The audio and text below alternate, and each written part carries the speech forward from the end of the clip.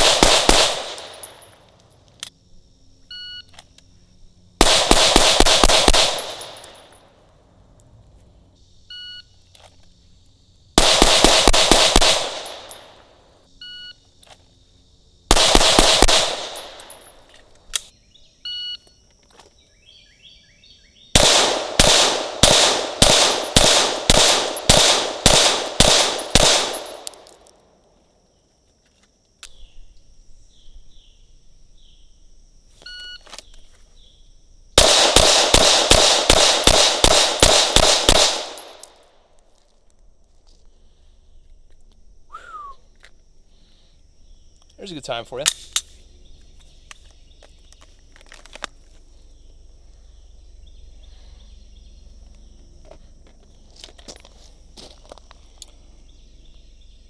Fire.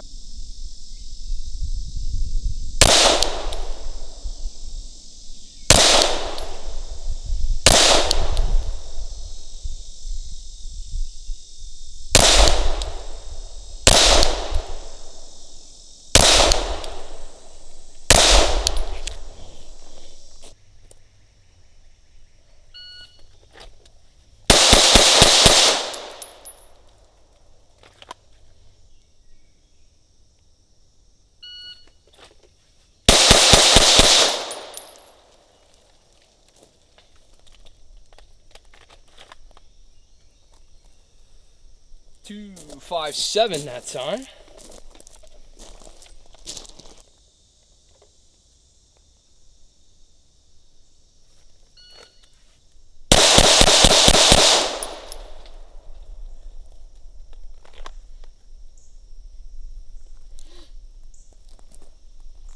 Might have jumped that one a little bit.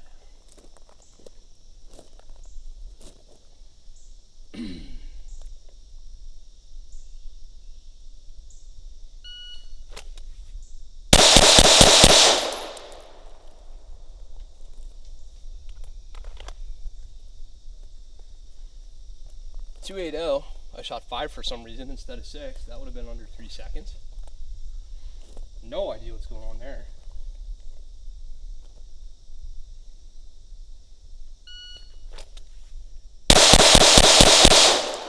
There we go.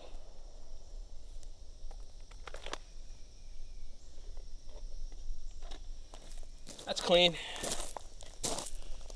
298. What's going on, YouTube land? Coming at you today to talk about this here Trijicon SRO. Gun is clear. This gun is clear. This gun is clear. Because, you know, YouTube. So, Trijicon SRO. The awesomest, pistol shootingest, bestest, designedest optic on the planet for shooting a pistol. Maybe. Depends what you're doing. So, there's this guy, you might have heard of him, Aaron Cowan, I think. Something. Aaron Cowan. Yeah, that's his name. According to him, this pistol is not for duty use. We'll spare you the rest of the punchlines. That was the internet meme craze regarding this gun. Regarding this optic. Not for duty use, not for duty use. Is it for duty use? No, it's not for duty. Guys coming out of a porta potty, the whole thing. Funny as hell. Any user, not for duty use. But this isn't on a duty gun. The only duty I do happens on the throne. That's the first thing. Second thing is this is a G34, which is not a duty gun. It is a competitive gun. Or, in my world, sometimes a carry gun. But I do not put guns in a Safari Land holster on a war belt and go to work professionally with a gun for duty. The closest I get to that would be taking or teaching a class, and most of the time I do that out of my appendix carry setup because, train like you fight, right? So, in my world, I don't need a duty optic. And if I do, Lord knows I got some. I got more Trijicon RMRs than friggin' most gun stores, it seems like. But that being said, the SRO has some situations going on with it regarding the design. Comparatively, obviously, you can see big circular donut versus owl ears, right? Circular donut, owl ears. Got it? Got it. So, when dropped, the owl ears are going to better distribute the shock as compared to circular donut. Okay, fine. I will stipulate that to you 100% and say that makes a lot of sense. But let's evaluate the optic based on what it's actually used for, which is a competitive environment. Yes, I do shoot competitively. Yes, I do shoot carry optics. No, I am not a world champion. Yes, I am somewhat better than average. There. Get that out of the way. This is set up on my primary competition gun, primary competition gun, a G34 Gen 5 MOS. Yeah, the MOS isn't the awesomest system on the face of the planet, but in this case, I've got the BattleWorks development stuff to get this mounted correctly, and I've got no problems with that. Cool. I've got front and rear backup iron sights because this is still a gun in a carry role for me. So this co-witnesses much the same as an RMR would, not much problem there. The main difference between the two optics is really the window size. The circular window gives you a feeling of a bigger windshield and more glass.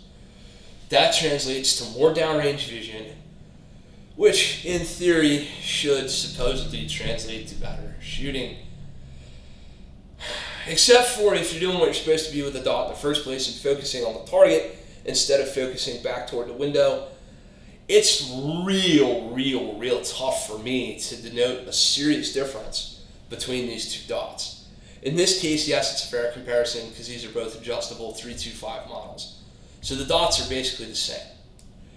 What I will tell you is the one time the bigger window gives me a little bit of an advantage, and I'm kind of cheating, is in tracking the dot through recoil. There might be some times where I might lose the dot on the RMR, where I don't lose it on the SRO. Whose fault is that? Well, it's mine for not getting a proper support hand grip and getting these bottom pinky fingers and these fingers involved better, getting a real cam forward and locking out the wrist and all that stuff. When my support hand goes weak, that's when that happens.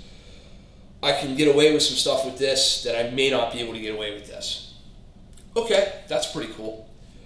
For a competition setup or even for a carry setup optic, honestly, it's kind of a wash for me. I think the optic is just fine. The adjustments, it's going to be all very familiar for you if you know about the adjustments as far as, up, down. The lockouts are similar except that this one has a lock-in feature, which is pretty cool. Check the manuals and stuff on how to do that. But really, for my use, I leave this on manual mode. Up and down I go. There's not really a whole lot of difference. The one thing that may make a difference in your world as far as the design, other than the shape, is the fact that in order to change the battery on this bad boy, you gotta pull it off the gun, flip the thing over, pull out the 2032 battery and go to work. Whereas on this bad unit, you actually have a battery tray inside the optic, which allows you to get in there with a screwdriver and pop the battery tray out and replace everything without losing zero. Obviously, you want to confirm that before trusting it, but basically, you're not going to lose zero. Now, here comes the bad news. I had a Trijicon SRO in, and I initially mounted it on this here gun, and it failed. Failed. Did I drop it? Did I count it? Did I freaking jettison it off something? Did I rack it off of a barricade? No.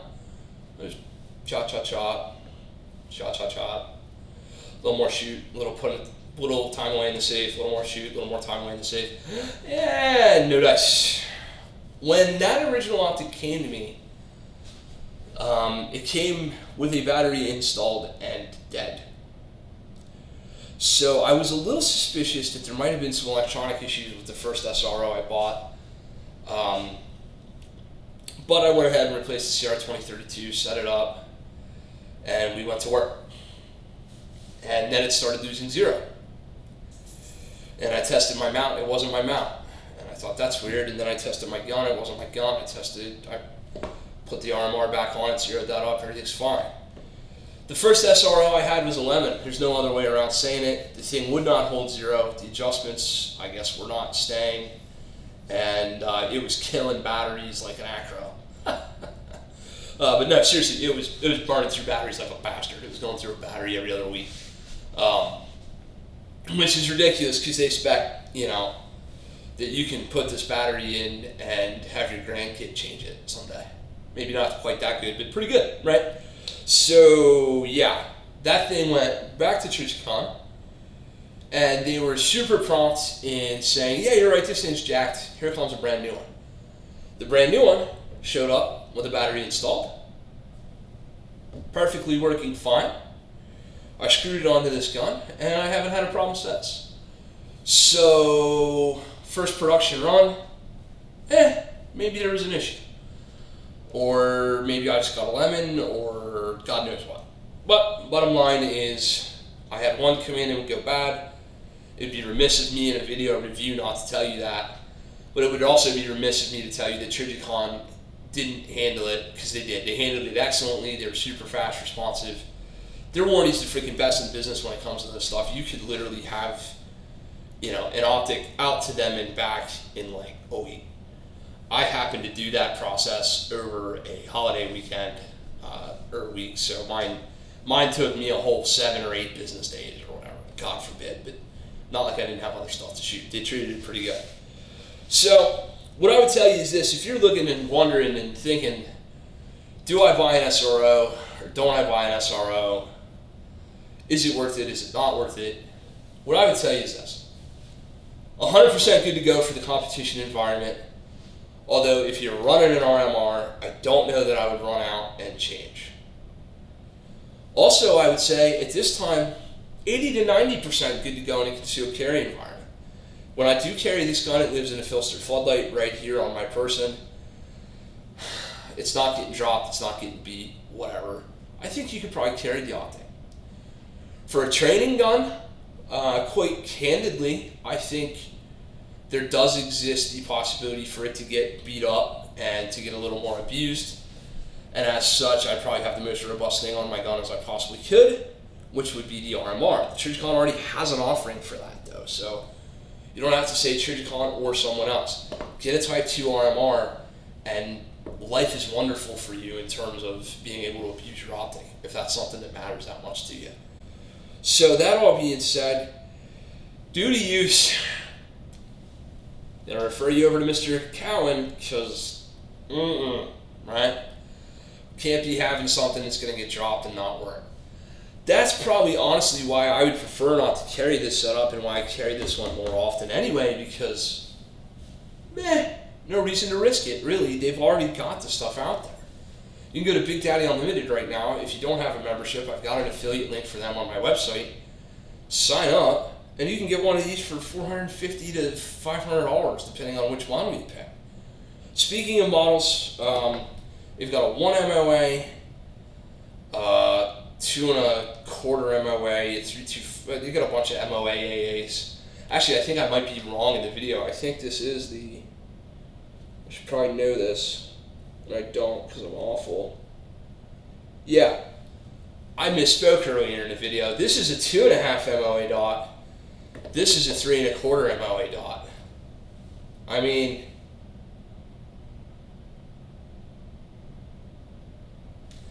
I don't know.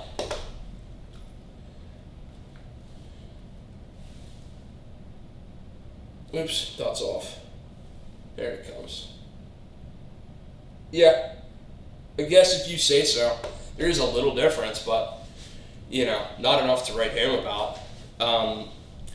But they've got options for you in MOA sizes and so forth. I'm an advocate of a smaller MOA dot, some guys differ. The point is, put the freaking red thing superimposed over the thing and focus downrange and press until it stops doing bad stuff. It'll work just fine. So, yeah, if you're going to be a competitor and run this thing, awesome. Steel Challenge, USPSA, IDPA 3-gun, dude, rock on with your bad self.